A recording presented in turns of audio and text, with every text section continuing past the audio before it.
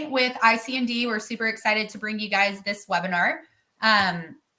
So here's a little bit about who's going to be presenting today. My name's Megan. I'm a director of business development here at Hostfully. And then we're joined with Marcos, who is my colleague at Hostfully, and then Diamond and Paul with ICND. So here's a little bit about Paul. He ranked his first website on Yahoo in 2001. He has worked as a webmaster / digital marketing manager from 2006 in-house at VR Real Estate Company. He's been with ICND for 7 years, and he regularly is found on soapboxes. And then about Diamond, she is a Vacation Rental Ninjas podcast host, which is super cool. She's a small business champion, out-of-the-box thinker, and can be found online and on air handing out free marketing advice. So here's just a little bit about Hostfully before we hop into the ICND presentation. But Hostfully helps vacation rental managers run their business and provide a 5-star hospitality for their guests. So we do offer 2 separate products. The first one being the property management platform. This is where you can work across multiple different OTAs such as Airbnb, Vrbo, Booking.com, TripAdvisor, Google. You're going to have a pipeline, which is going to help you stay organized. And then we also have a unified inbox so you can communicate back and forth with your guests.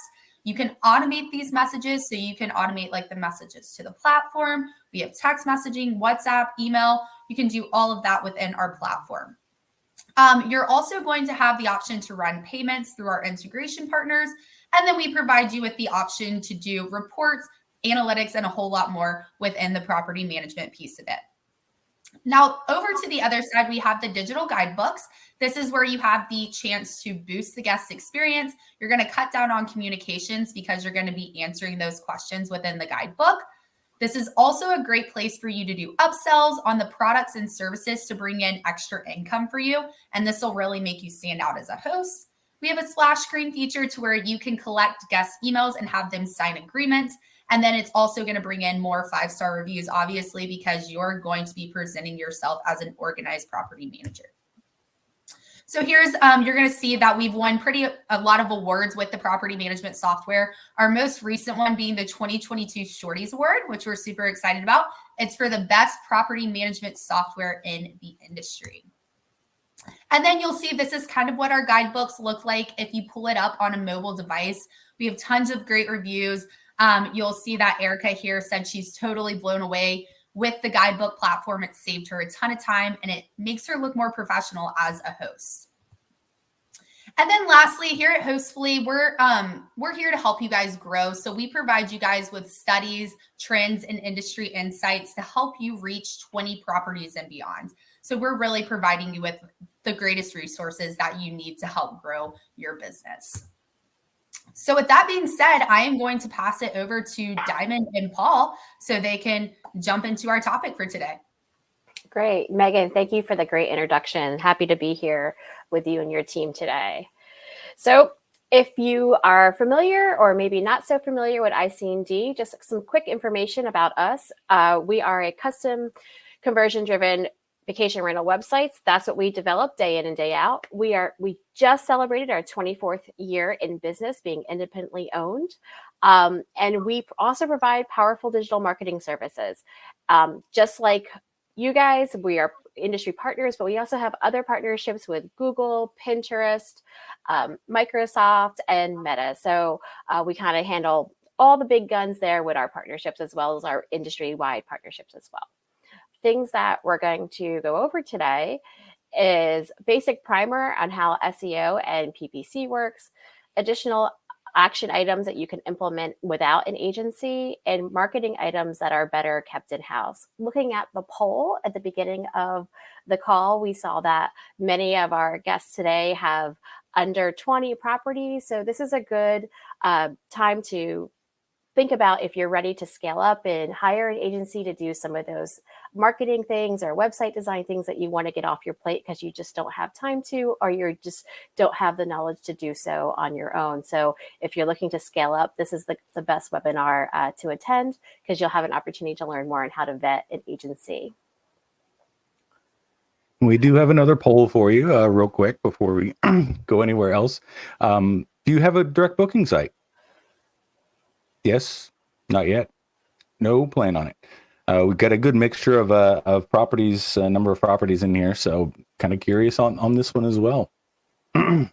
So ICND focuses on direct bookings. We focus on marketing, SEO, and we build the website specifically for the vacation rental industry.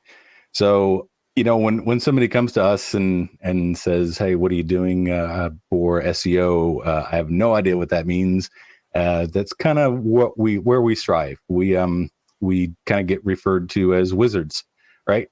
Pretty much all the time, because it's just magic. But the other side of that coin, there's the hocus pocus and there's the witchcraft as well. But my personal favorite, it's got to be the dark side of the force. It's what we use to get you to rank number 1 on Google, the dark side of the force. But no, seriously, there are a lot of things that rank a website. There are a lot of things that you do have to keep in mind. Now, this goes for whether or not you're starting just starting a company, you're wanting to start doing a direct booking website, and even some of the stuff you can kind of take to Airbnb and Vrbo and any other OTA to try to help get more exposure, get more bookings. So we're going to primarily focus on all the SEO items. We're going to really make it as easy as possible for everybody. But again, you can really implement these as you go, and hopefully you learn something today too. So no matter what you're doing, I don't care if you're doing pay-per-click or if you're doing search engine optimization, you want to get to the top of Google, it all starts with keywords. And keywords are really the key because they're the keywords, obviously. But let's think about something real quick. You don't care if your website ranks for ice cream shops whenever you're trying to sell vacation rentals. So you do have to work on keyword research, and this is something that you have to work on with your agency, or you can do the research yourself. Find some tools out there, see what's popular. On-page SEO is just full of keyword research. So you have to start there, and you start with finding the right keywords for your niche, right? Now, the one that you see on the screen is a general non-location specific keyword: large group vacation rentals, large family vacation rentals, large vacation home rentals. And then there's a really odd one down there that surprised me: large vacation rentals that sleep 30 or more. And if you look at that column on the right, there's volume for all of those, and just as much for that very, very niche long tail keyword. So starting with the keyword volume is really key.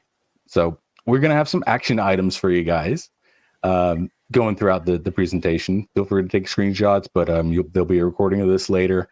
But you'll have some action items that you can take with you. So when you sign up with any agency, or when you even if you're working with an agency now, ask them for the keyword list they found. I mean, that should be like number 1. That should be the thing that you start with, right? And ask them what they found, what keywords they want to go after, and the volumes of searches per month. You want to make sure that those match your business, right? And any agency that you're looking to work with should be able to easily pull up this list for you and get back to you within a reasonable amount of time and show you like what they're using on your site or in your ads or any of your other marketing development. Exactly. So step 2 of that. So now we have keywords. Now we know what keywords we want to go after. And this is just basic SEO, guys. This is how it works. There's a lot more to it, but this is kind of how you start. So whenever you want to rank for something, you need to build a page for it. Now, Google ranks pages, not websites. So if you expect to be on page 1 for a highly competitive keyword, and you Google that keyword and you see that all of your competition has a page dedicated to oceanfront rentals in Myrtle Beach, then you're going to have to build a page like that as well. And you have to build it better than your competition. So That's a really building good pages point. like that. That's a really good point, Paul, that Google is ranking pages, not websites as a whole. So they're ranking individual pages. And sometimes people forget that, or they're just not aware of that. You have to, every single page counts on your site. Oh yeah, that's a good point too. Every single page counts, because when you have enough subpages about the main topic, then that's what gets your entire website more authority, and Google to look at you more to rank you better. There's a lot to it, a lot of little things to it. Is that all that dark magic that you were talking about at the beginning? Yeah, of course. Nice. Good times. All right. So with keywords and building pages, the next step is getting traffic, right? We want to get traffic to your site, and not all traffic is created equal. Blog posts can be an excellent source of traffic, but they may not directly lead to bookings. So you want to make sure that when you're developing your blog posts, that you have those interlinks from your blog to other pages on your website. And we'll kind of go into links in a little bit more here in a second, but you want to be mindful that you have some links inside of your blog that are going to pages on your website. And you'll see here in this picture that there's many different ways to get to inside of your site from different ways people are entering. This is highlighting blogs here, but there's also, specials, long-term rentals. So people aren't just always coming to your homepage and exploring from there. They're coming in from different areas. Right. So with we this, do see a lot of companies focus on blogging, and it's awesome for exactly what I just said. Building up your authority. The thing you have to keep in mind is, it doesn't directly lead to bookings in your analytics. If you look at that right-hand column there, no booking came from any of those blogs. Because like I said before, do you want to rank for an ice cream shop, or do you want to rank for condo rentals in your area?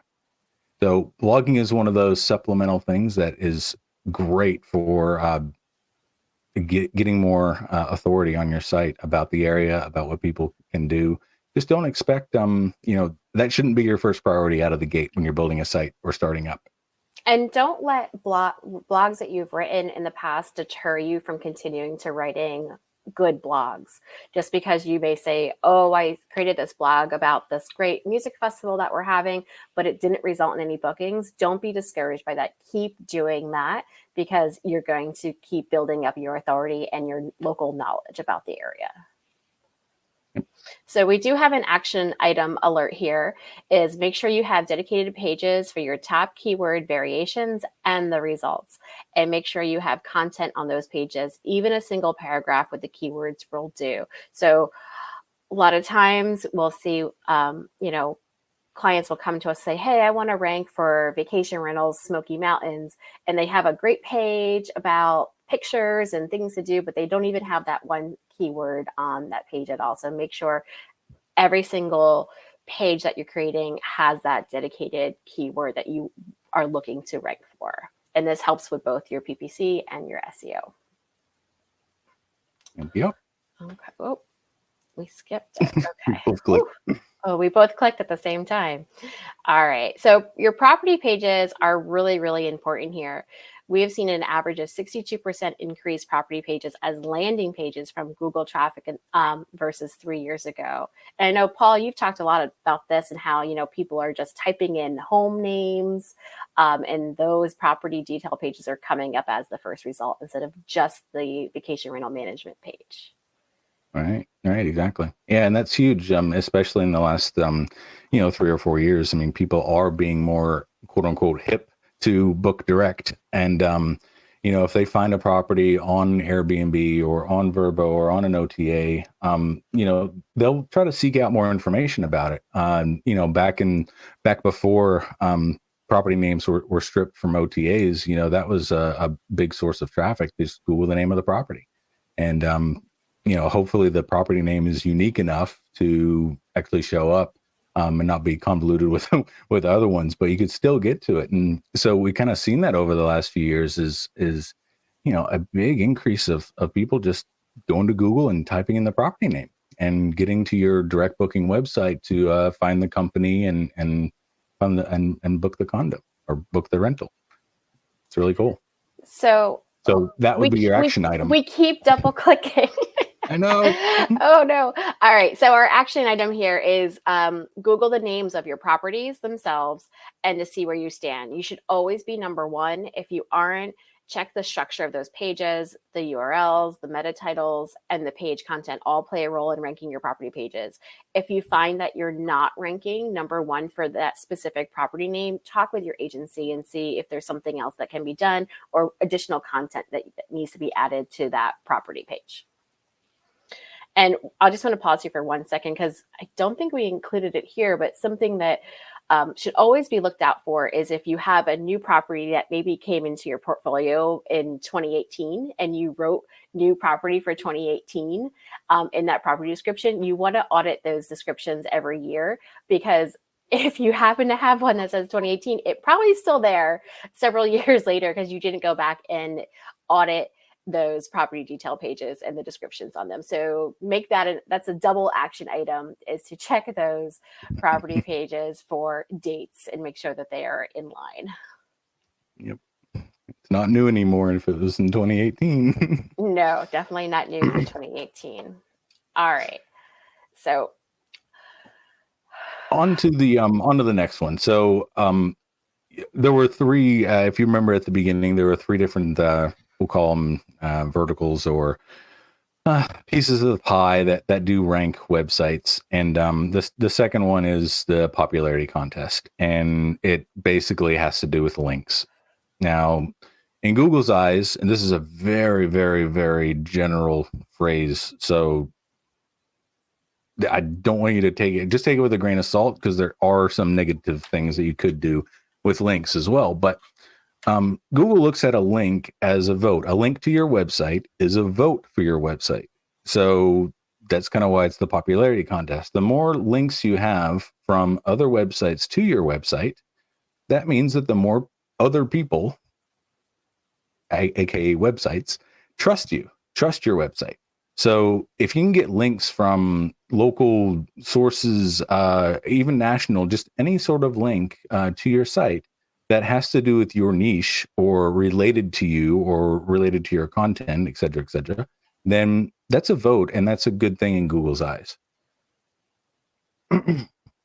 But for those that don't really understand the full concept of the link, it's basically just anything that you click on that takes you somewhere else. Now, these can be like your buy now buttons, a link on Instagram, a link on even the Google search results. When you type something in, you click on it, that's a link.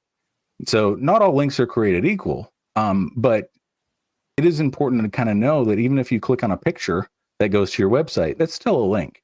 And, Google weights all of those a bit differently. But more importantly, the link tells Google what the receiving page is about via anchor text. So I said they pass weight, right? But what if let's take that a step further, and you can see an example here of links that are actually on a page. And we've all seen this before, but maybe not thought about it. But we are telling Google that if you click on that beach house link, then you're going to see beach houses, which then in turn says to Google, hey, this page is about beach houses. So that's another little ranking factor that you can use to have internal links on your website that you go throughout all of your content and just link. You can have, you can't overdo it, of course, but if you interlink your pages on your site, Google is able to crawl everything a lot better, and they don't have to be the same word.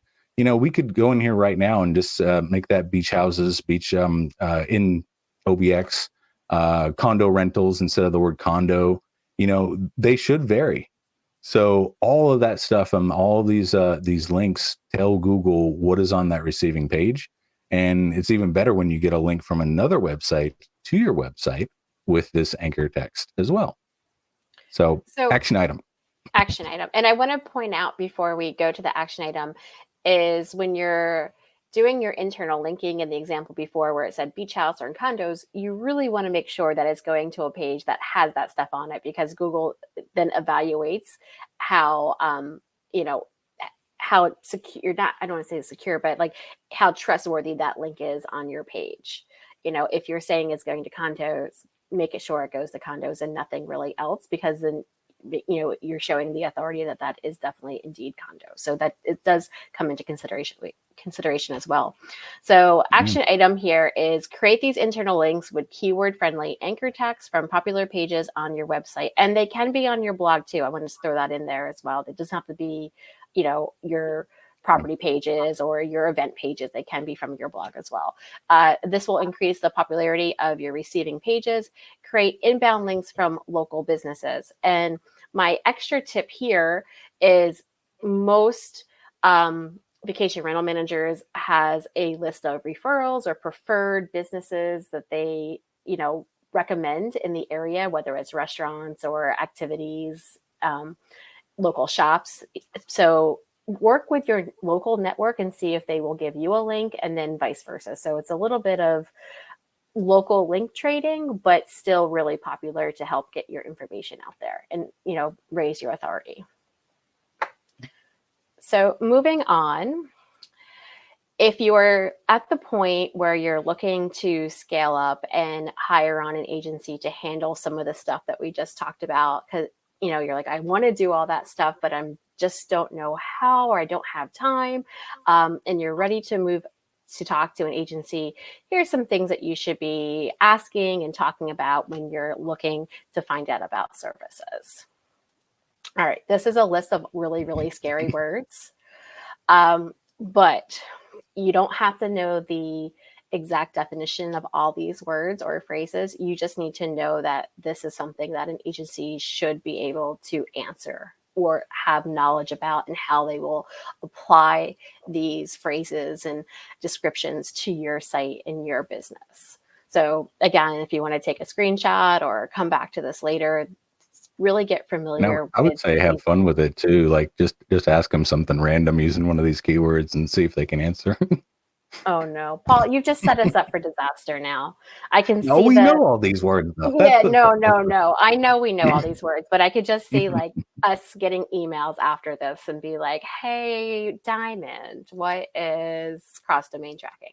Which is really easy to answer that one. But anyway, yeah, here's time to, familiarize yourself with these words and phrases, and that way you know what to ask and you can, ask the right question. All right. There's a lot of, this is a lot of below the surface, above the surface kind of stuff. And that stuff is the below the surface, very technical stuff that, it does take years to learn and master. And, that stuff that you do need an agency for, unless you're extremely confident. But we've seen technical issues completely debunk and derank websites. And it's just one of those things you have to keep an eye out for. All right. So for a hot minute, Paul, I'm going to get on my soapbox because this topic is very, very near and dear to my heart. And we have less than 10 days, I think. We're at the around the 10-day marker. So if you're looking at an agency or you are currently using an agency, ask them, do you have a plan in place for the GA4 conversion? Google Analytics 4 is replacing the well-known, widely used Universal Analytics on July 1st, and that is coming very, very soon. This means new interface, new code, new tracking, and so much more when it comes to reporting. So, if you haven't made a conversation with your agency today, or if you don't have an agency and this is news to you, now's the time to make moves to move to GA4. And when I say make moves to GA4, come July 1, if you're using Universal Analytics at this point, there will be no more data flowing into your Universal Analytics platform. You will no longer have data flowing in there. Will you be able to see historical data? Yes, for some time. I'll just kind of put a pin in that. But no new website tracking, e-commerce data, anything will come into Universal Analytics. It will only go to your GA4 dashboard. So please, please, please take time. If you have not done so already, get a GA4 dashboard set up. Click around in there, get familiar. The reporting will be all different. So take that time today. We are in the crunch. I am feeling the heat on this one, let me tell you. People are requesting last minute. But yeah, this is my total soapbox moment that it is time to make a move if you have not done so already. I will let you have it. Go ahead, Paul. Yeah, the soapbox. Yeah. Yeah. Luckily, we were able to implement a lot of our, most of our marketing clients a year ago. So we will actually have year-over-year data for comparisons, which is what everybody strives on, obviously, for obvious reasons. So that was one of the things we had to make sure that we did before July 1st, 2022. Yeah, just long to time make coming. sure that. Yeah. It seems like yesterday, right? Yeah. Oh, it does. I remember October of 2020, we were starting to have these conversations, and now we're fast forward to July of 2023. But I will get off my soapbox and I will hand it over to you because I know the next topic is also very near and dear to your heart. Yep. This one's my soapbox. Appreciate that. So I'm going to talk about SEO audits, and this is something I see constantly. And you probably get them in your inbox if you've ever had a website ever in your entire life. These are, I can get you to rank higher on Google. How is it possible your website is having so many errors? There's, I can place your website on Google's first page on Yahoo, Facebook, Instagram, LinkedIn, Pinterest. There's so many scare tactics out there with these audits, and pretty much every tool out there, whether you're using SEMrush or Ahrefs or, just throw a rock and you'll be able to hit one. Google it and you'll be able to hit another one. And what they do is they crawl your website. They look at every single page of your website and they tell you what's wrong with it. And they show you all this red, and they show you this orange, and they show you, oh no, you need to fix this. Big red arrows going down. Yeah, a whole bunch of red arrows going down. But you don't have to hire a hammer to build a house. You hire a builder who knows how to use one. So all of these errors, let me kind of fast forward a little bit. This is one of our websites. This is our audit. And I'm fine with that.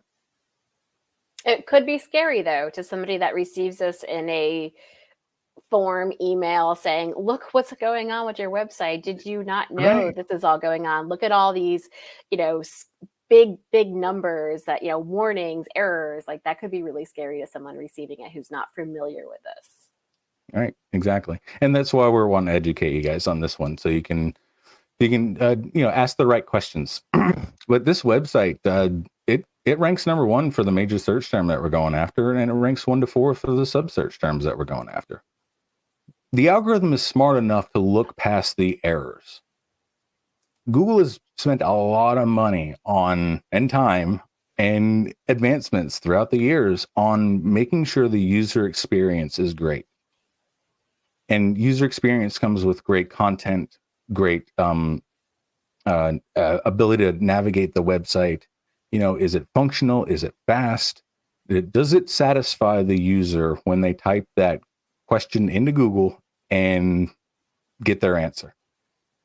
That's what ranks websites. Not having so many errors and warnings. It's the content itself. Now, do these things need to be fixed? Sure, of course, yes. Some of them could lead to major catastrophes. Now, if you don't fix them. But even though you see these errors, that doesn't mean your website's in bad shape. So whenever you see one of these, or your agency, you're getting a sales pitch and whatnot, ask the agency why these are important. We get so many audits forwarded to us that say, hey, fix this. But we don't want to waste the client's money fixing those things because they're not really issues that are going to make an impact. So I want you to take that in consideration and, look at that audit and make sure that you know what you're asking for before you pay money to have stuff fixed. And we're open books on a lot of this stuff. So we'll explain the ins and outs and why it's important for you. So But I do have a whole blog post on this one, icnd.net/scare, if you want to take a look at that. And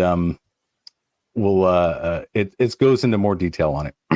Yeah. There's also, and I hope Mitch or Megan can pop up the link for everybody, is Paul also has a recorded session about his blog article and really goes into depth about the scare tactics and how to avoid them or overcome them, and other questions to ask when you get an email that says you have all these errors, you have to pay me $1 gajillion to fix them. So you can definitely watch that video or read his article. We want to share that with everybody as well, because it's definitely a good thing to watch and to familiarize yourself with.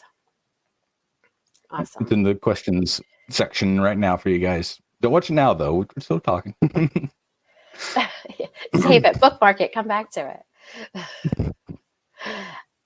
All right. Pay-per-click time. We do have a poll for you real quick. A lot of people, there's some mixed feelings about pay-per-click. Do we use it? Do we not use it? I can't compete with Google. I can't compete with Verbo. How do I spend so much money? It's one of those things that it is scary to get into, because you can really, I'll say mess it up, but you can really spend some cash. I was going to say, we're going to say the exact same thing. Yeah. You could spend a lot of cash in there and not realize that you're spending that much cash at the same time. And then before you know it, you're like, what happened? How did we get here? Right. Where are my bookings? Yeah, they're over at the ice cream shop. Right.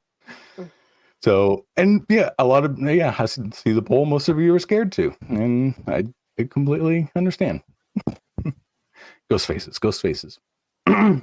So, to explain real quick, before we really get into it, so I do want to point out this is a very niche thing inside of the Google Ads, but when we're talking about keywords and we're talking about search terms, those are two different things.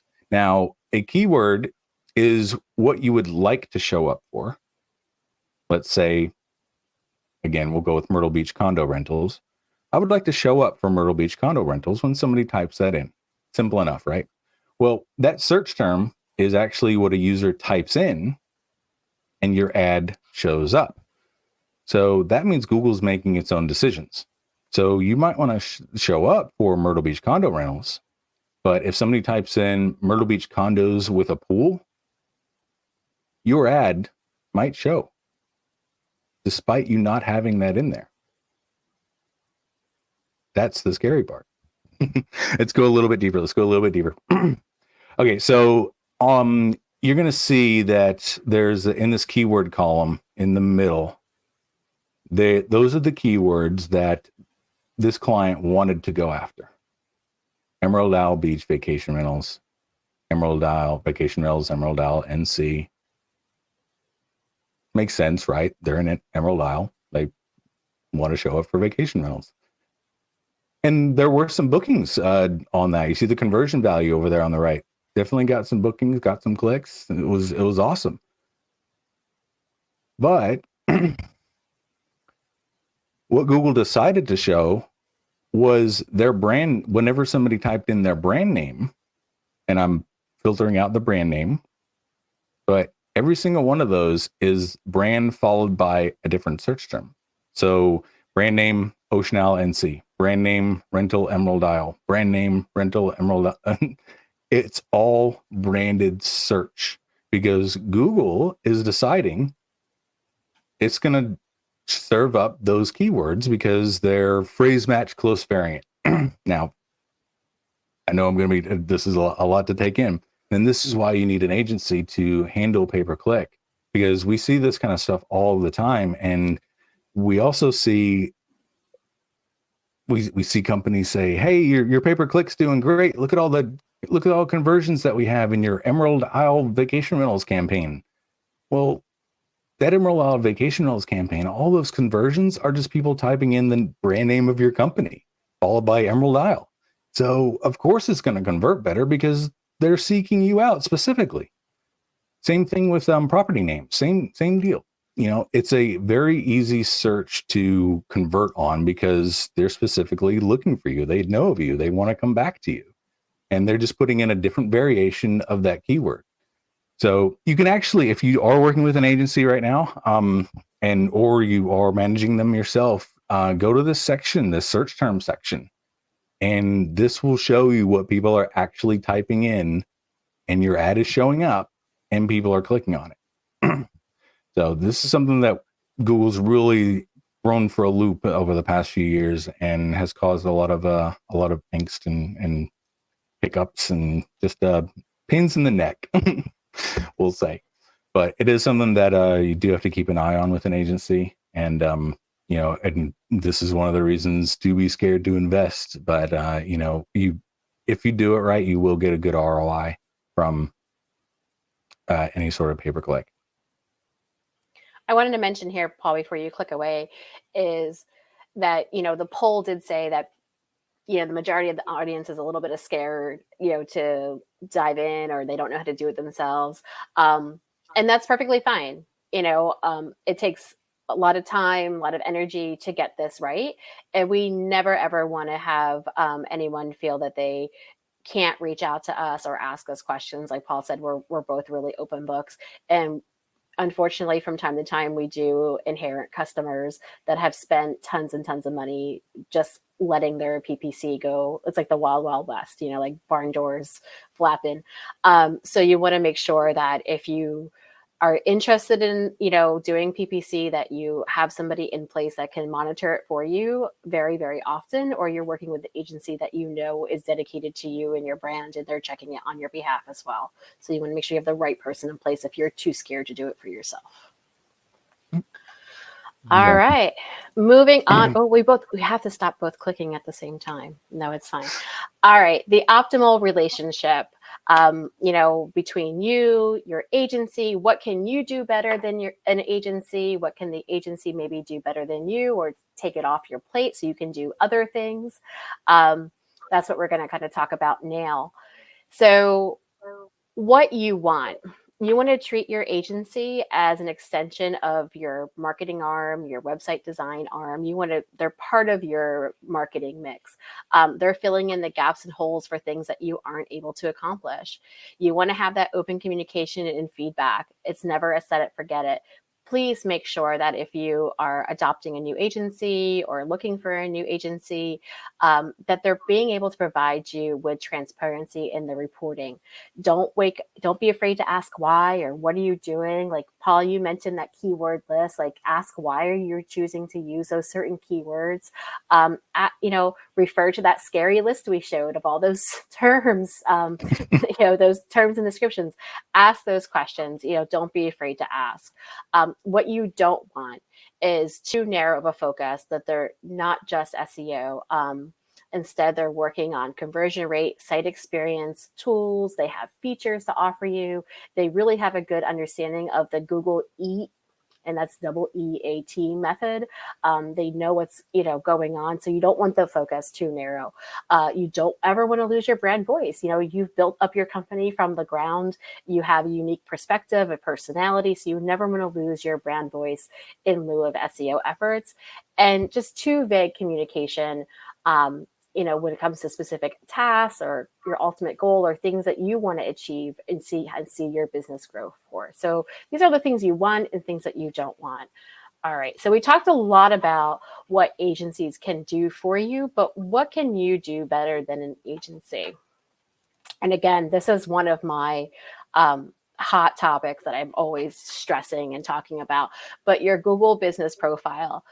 This is something that, Paul, you and I have examples of vacation rental managers that we work with that manage their Google business profile on their cell phones, on their couch at night, when they're just kind of relaxing at the end of the day. We have stories like that. We have, lots of great fun stories where vacation rental managers are taking ownership of their Google business profile in many different ways. So with all that said, stay active on the platform and respond to reviews, both good and bad. And I've been asked this question many times, is Diamond, how do I respond to a bad review? And my answer always is to acknowledge that the review is there, acknowledge their concern, and give the invitation for them to reach out to you offline. You never really want to ever start up a conversation talking about a bad review or solving the issue, in the public forum of Google reviews. You want to take it offline and invite them to call you, invite them to email you if they left a bad review, and you can solve that offline. Because then if you're doing the response back and forth, you're setting an expectation for other people that are reading those reviews when they're looking to stay with you. This is a big one for me, is fill out your profile to the max.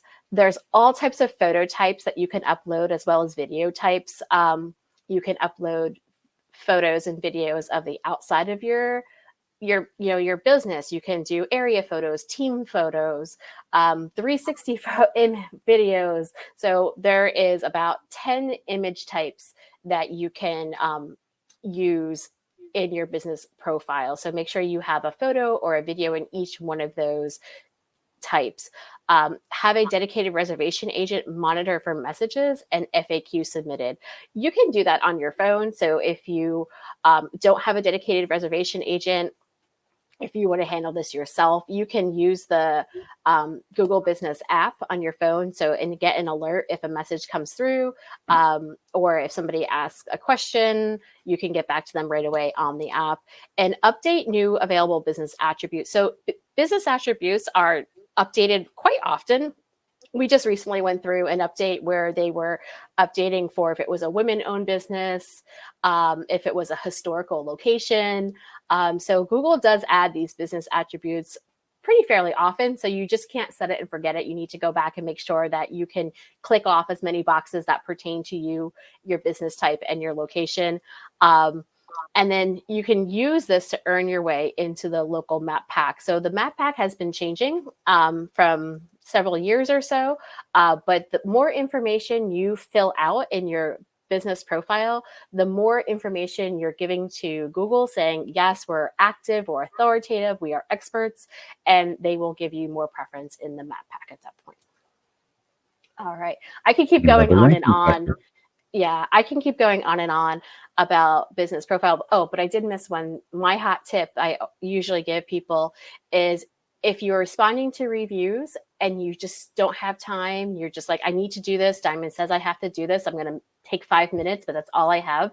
When you go into those reviews, if you see reviews with that orange star next to them, that means that review or that question was left by a local guide. And when you answer those questions first or respond to those reviews first, they carry a little more weight than reviews or questions left without that orange star. So if you haven't seen it before, look for it. It is in that upper left-hand corner with an orange background with a little white star in it. So good to know.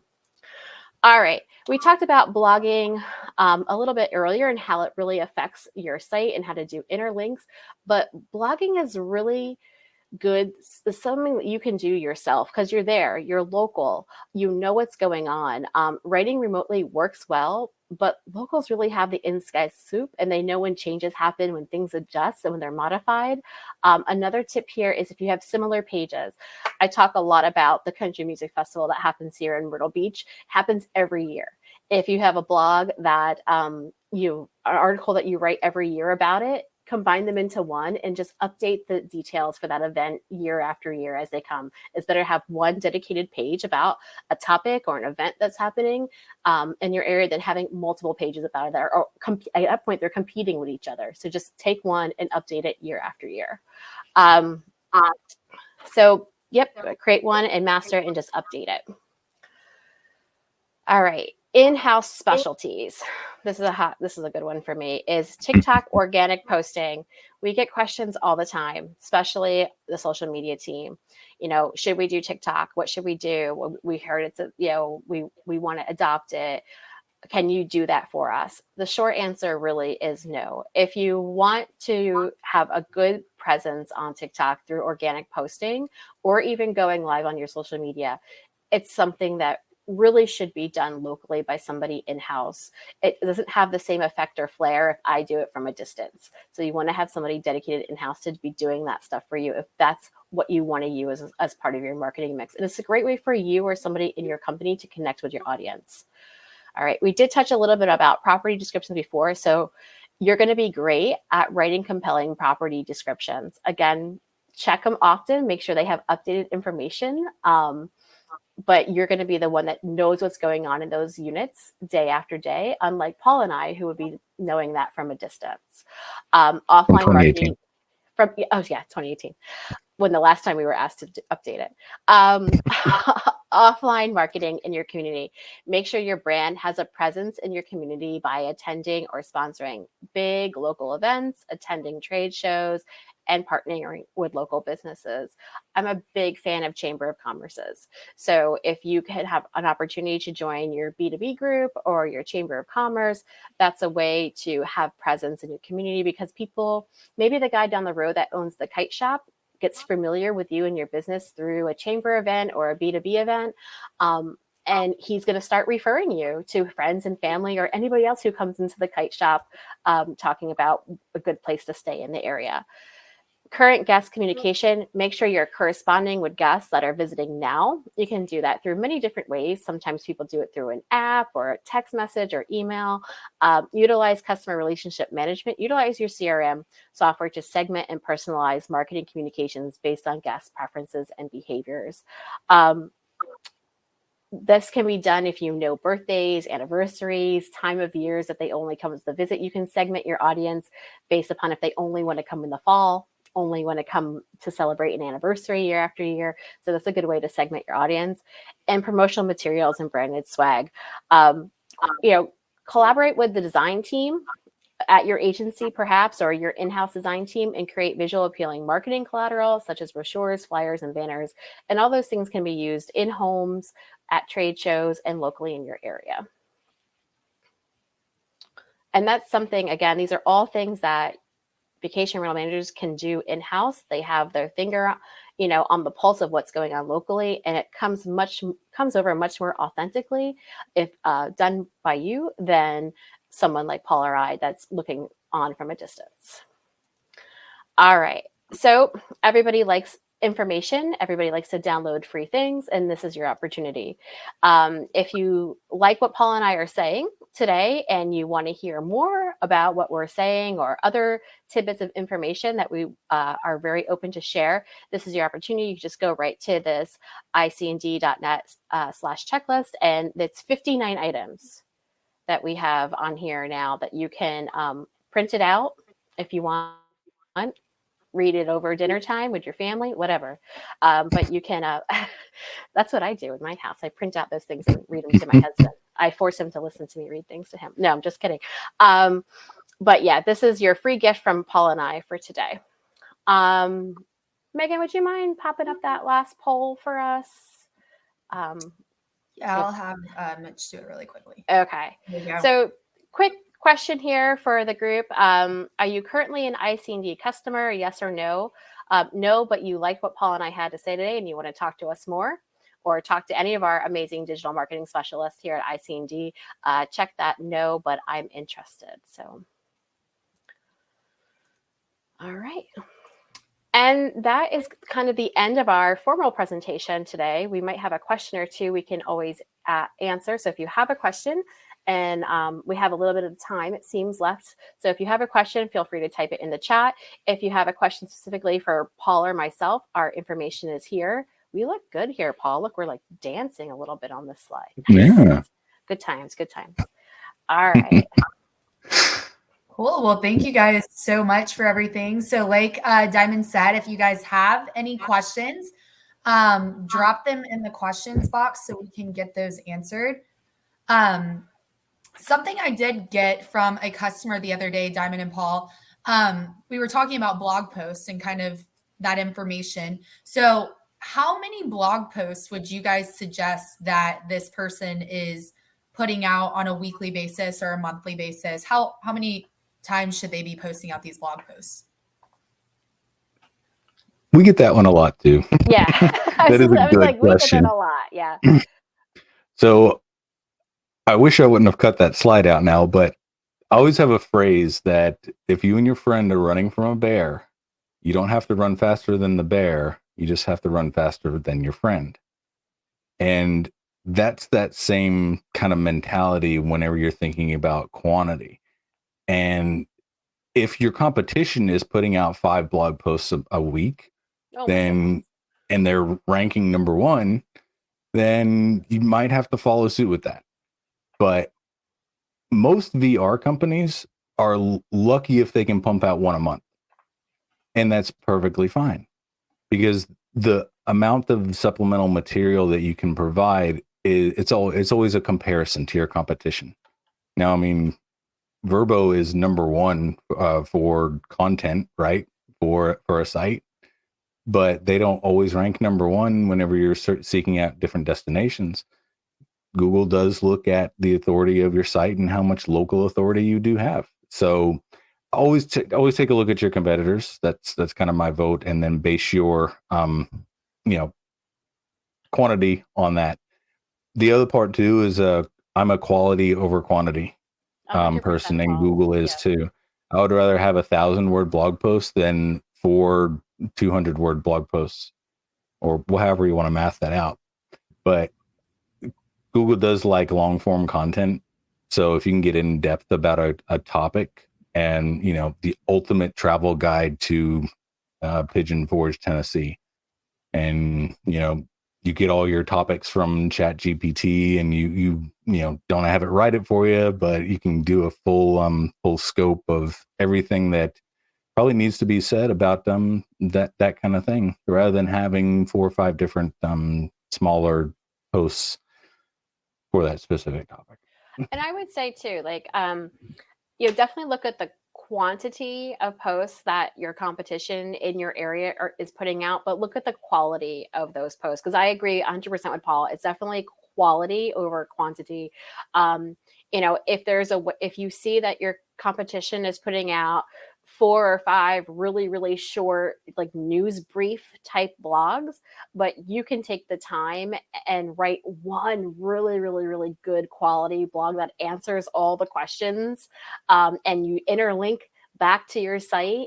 Take the time to do that if that you feel that that's easy for you to do. So, look at your competition, take 4 or 5 blogs about short things that are all kind of similar in scope, but then do really one big quality post with references and interlinks. You'll be good to go. And don't let it consume you either. I think that's something we miss out a lot on, is people look at their competition and they're like, oh, no, so-and-so down the road is doing 6 a month. Don't be fearful of that, because what they're writing could be like that really short news briefy type of blogs. Now, if they're putting out 6 long form blogs a month, then you might want to think about hiring a blog writer or someone that can help, alleviate that off your plate for you. Always say good to know. So look at the competition and then quality over quantity. Yeah. I always say if it's shareable, if you stumble on the blog post and it's shareable, if you want to put it on social media to share with somebody else because you think it's a good resource, that's your win. That's how you know you wrote a good blog post, and Google will look at that too and rank you accordingly. Cool. Well, thank you guys for that. We got time for one more question, I think. So we have down here, what influencers would you guys recommend to follow for building their brand and building the website? What influencers do vacation rental managers should follow to build their brand and to build up their website presence? Is that the question, Megan? Yep, that's correct. Okay. So without naming any names, because it's all going to be different depending on where you live in the world, and even, what you're looking for. But my initial inkling is to say, look at your area, look at your local area, and see if there's any local micro influencers in your area. Go onto YouTube, go onto Instagram, search by your area, maybe do hashtag your area. Look to see if there's any micro bloggers in your vicinity that is already putting out content about your area and explaining how great it is to visit. Seek those people out first. They're on the ground where you are. They have that local knowledge. They have the enthusiasm about your area. So those are going to be the first people I say that you reach out to and you partner up with if you're looking to do an influencer campaign. And shameless plug, I'll just put it out right now. Paul and I have done a whole webinar about influencers, how to vet influencers, questions to ask. It is over on the ICND YouTube channel. So you can seek that out as well. Or if you have a more specific question, feel free to reach out to myself or to Paul. But yeah, I always say, look at your local micro influencers first and then utilize them because they're already doing a lot of the heavy lifting for you. You just need to partner up and have them talk about your business and the great things that you're doing as well for vacationers. Cool. Well, thank you guys so much for all this information. It's definitely been really helpful, I know, for me, and I'm sure everyone else on this webinar today. So thank you guys so much for tuning in.